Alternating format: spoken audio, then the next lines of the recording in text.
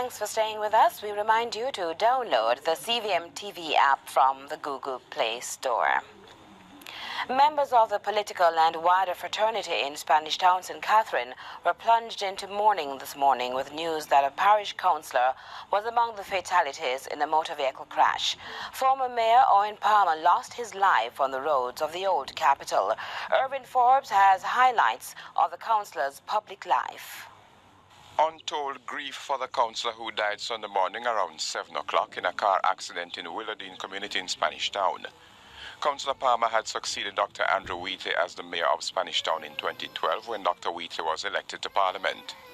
Councillor Palmer was the minority leader in the municipal corporation representing the people of the Homestead Division at the time of his passing.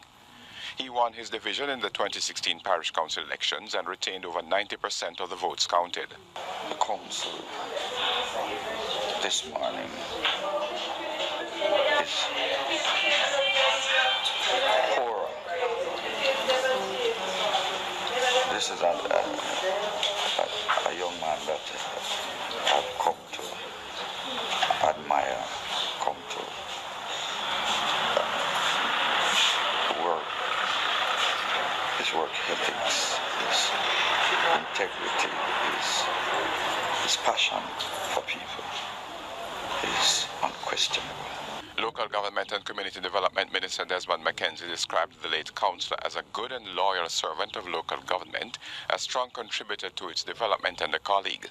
He added that the councillor was a passionate proponent of local government and at an appropriate time his work and legacy will be suitably honoured.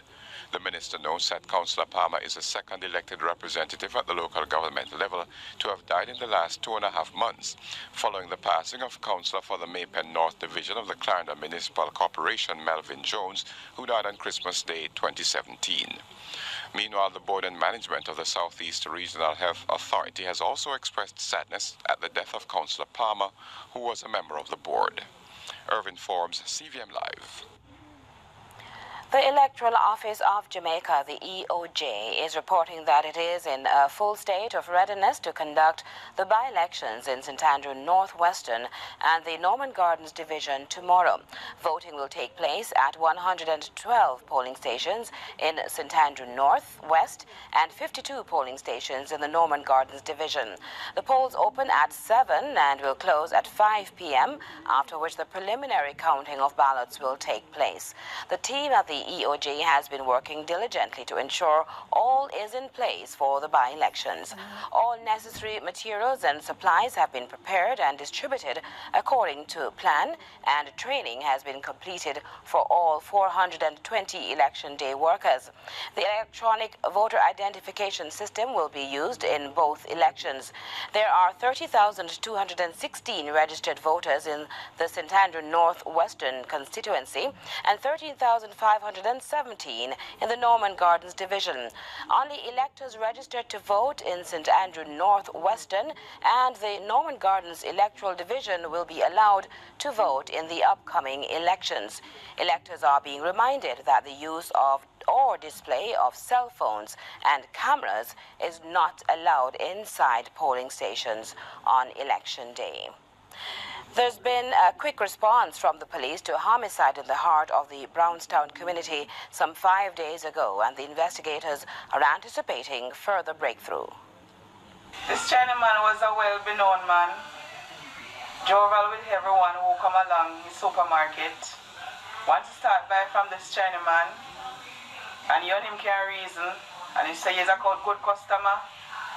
And when the money short, him give you, and you come back and you pay him. And John know, love to them family same way, because you know the thing about and we hustle right as we sell, so we know the goodness of them still. Condolences are still going out for the family of 28-year-old Chinese national Teng Cheng, who operated a business and lived at Market Street in Brownstown, St. Anne. The police in the Garden Parish, who have been investigating the February 27 shooting death, which took place at the back of Cheng's business establishment close to 4 in the evening, believe they have made some headway into the case. I'm pleased to report that 4 persons are in custody, and We continue investigation, but we are sure that this incident we will have an early breakthrough based on the direction of the investigation. It wasn't a hit. It was a robbery.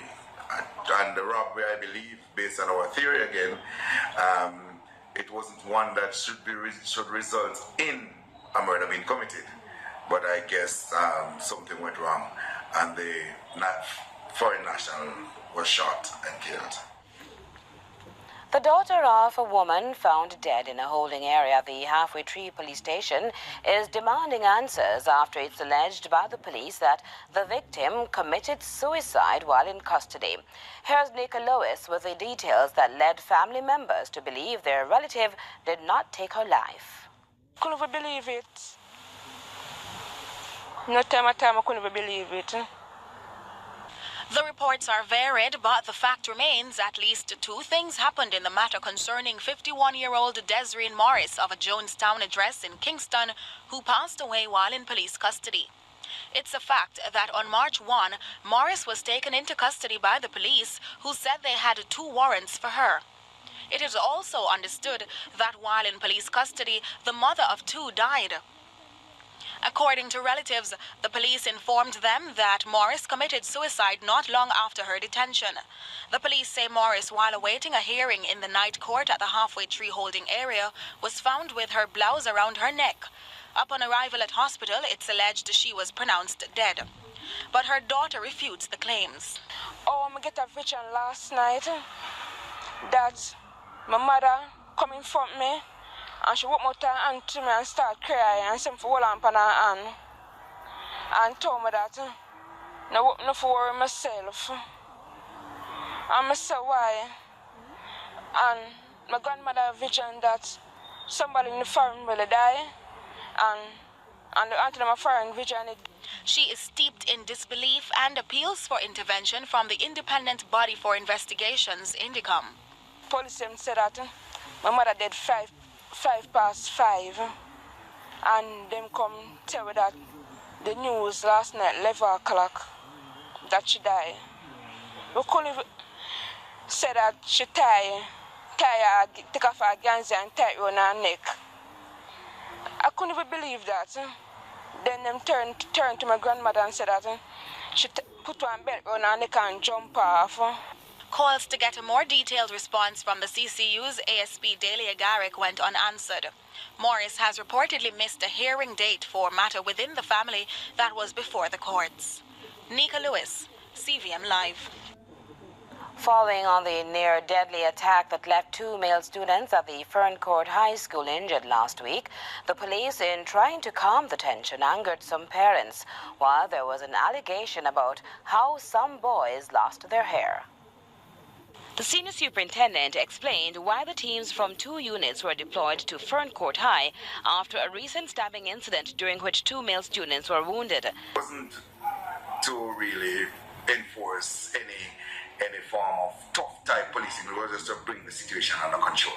And that's the reason, we were also told, a number of male students pointed out were taken to the Claremont police station. We saw some very upset parents and guardians. This mother was arguing against her son being taken to the station with boys involved with violence. I'm not feeling good about it, and this thing occur over and over. Yeah, we come to the school. Basically, they're saying most of the reason why they have some of the students here because of the clothes they're wearing, the tight clothes and all of that. They were never involved in things. So why you bring them to the station as if there's some criminal about their clothes they're wearing and they ear need to cut and all of that? That could be correct differently and take them to the station. Speaking off camera, this boy says he was questioned and released, but others were not as fortunate, including another boy who was allegedly roughed up. The police come and want to carry him inside the jeep, which he resists. So then jump him pants, grab him under him, and jump him pants, and then lick him in and chest hard, sir. Then after we see him come back and trim him. Huh? Then trim him. He come down to the station, and when he come back up to the school, all his hair gone. But SSP Smith says his members are aware of the constitutional rights of others, and the matter of addressing the unkempt hair of a few boys who were spoken to by the police was not imposed law or action. They were asked that, and they were asked if they needed help.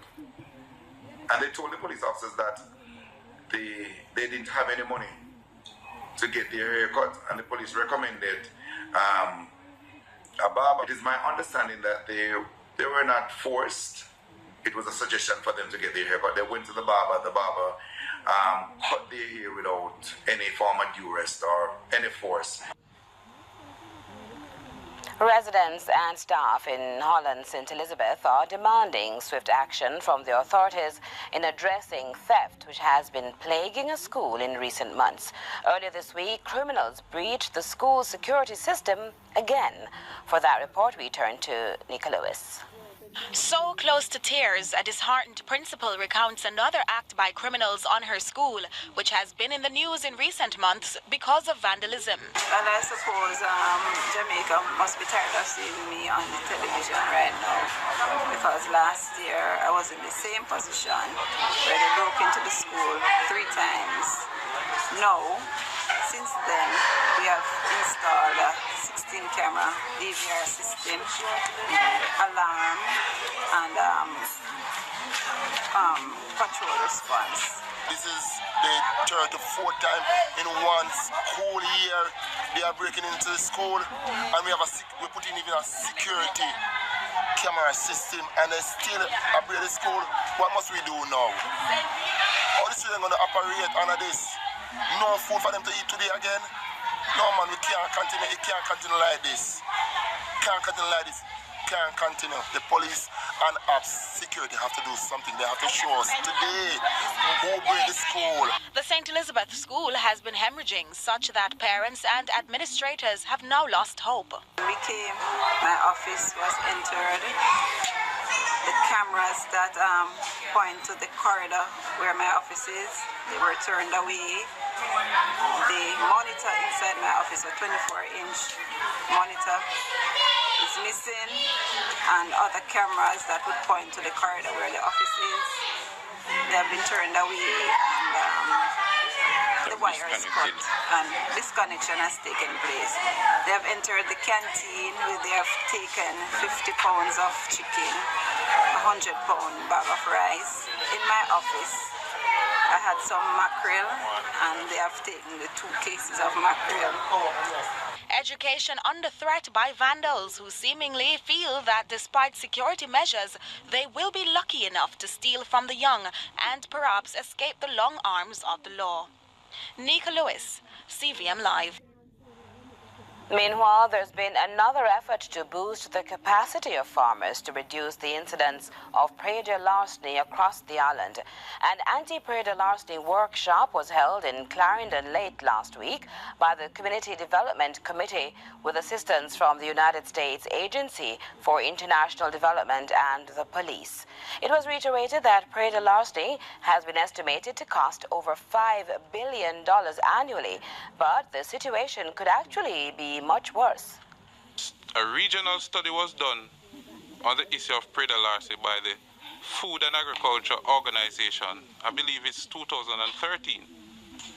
And coming out of that study,